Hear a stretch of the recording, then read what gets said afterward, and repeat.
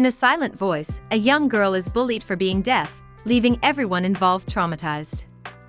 Meanwhile, in Tokyo Ghoul, Kinshini's personality completely changes after he experiences torture at the hands of a man-eating monster. Some characters' responses to trauma accurately depict real-world PTSD, whereas others' reactions feel imagined and unbelievable. 1. A Silent Voice is one of the most popular anime movies to appear in recent years.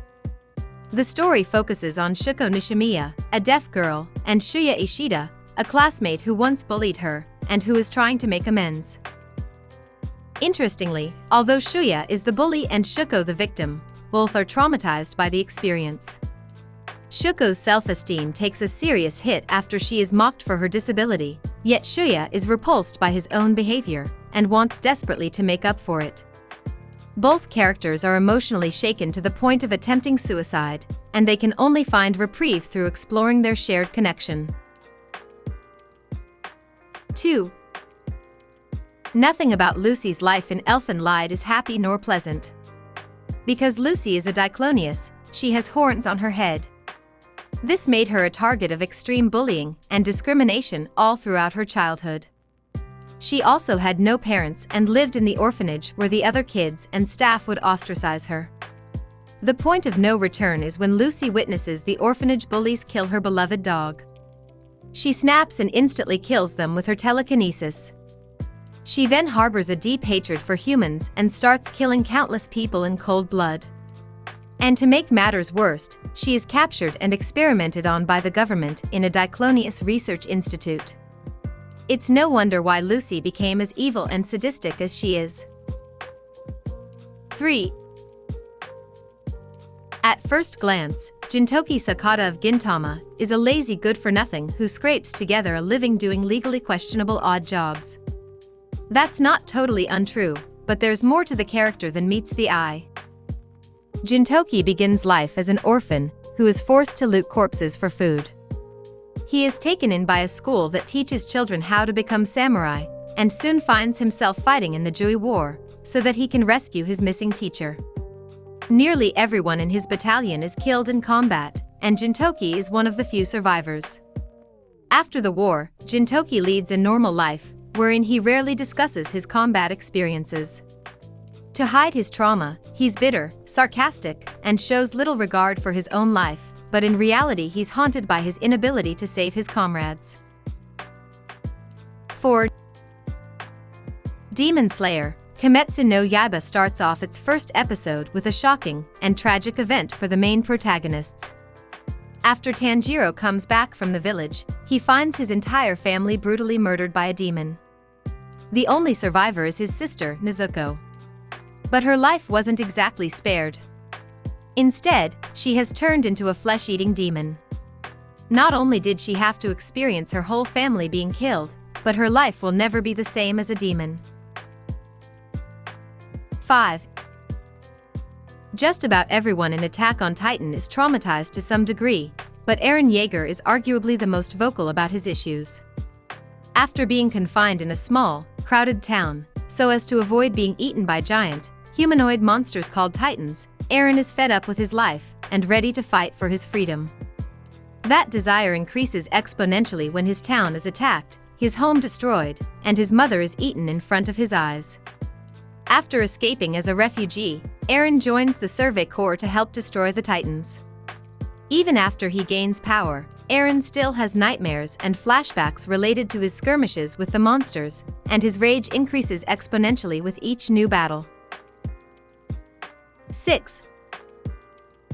Re:Zero starting life in another world is not your typical isekai anime. When Subaru is transported to a different realm, he soon realizes that it's no ordinary world. Every time he dies, he goes back in time and starts over. Plus, a return by death curse prevents him from telling anyone about it. He is stuck in an endless loop where he keeps experiencing brutal and violent deaths, only to repeat it all over again. The trauma of repeatedly dying is enough to make anyone go insane. 7. Guts of Berserk has arguably one of the worst childhoods in anime history, any one of the horrible things that's happened to him would completely wreck a normal person. As a newborn, Guts was found beneath his mother's hanged body. From there, he's adopted by a mercenary named Gambino, who regularly beats him, and eventually begins advertising the young Guts' services as a sex worker.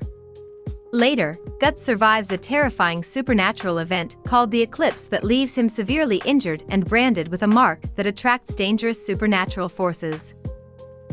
How does Guts deal with his life of trauma? He becomes a miserable, hard-hearted man who will stop at nothing to achieve revenge. As a side effect of this, Guts regularly finds himself acting violently towards his loved ones, despite his best efforts to remain calm. Guts is deeply scarred by his past, but considering how the world of Berserk regularly features religious zealots being burned at the stake, there probably aren't too many qualified therapists hanging around. 8. Ken Kaneki has been through a lot. In Tokyo Ghoul, the hero is subject to a not-so-great home life, and winds up being brutally attacked by a man-eating ghoul whose organs fuse with his own to create a ghoul-slash-human hybrid that needs to consume human flesh to survive. That all sounds pretty rough, yet Ken doesn't actually react that strongly to the horror. Instead, he represses most of his actual emotions, after an initial freakout, and convinces himself that his circumstances are acceptable. Ken's demeanor changes dramatically after he's tortured by a ghoul named Yakumo Umari. Umari employs a variety of inventive torture methods, such as repeatedly cutting off Kaneki's fingers and forcing them to regenerate, or putting a Chinese red centipede in his ear. The experience leaves Kaneki so physically and psychologically broken that his old defense mechanisms no longer work.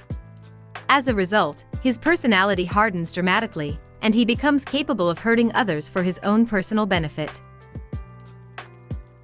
9. For someone with such a terrifying backstory, Edward Elric of Fullmetal Alchemist Brotherhood is remarkably emotionally stable. When Edward was a little boy, his mother died of an unspecified illness.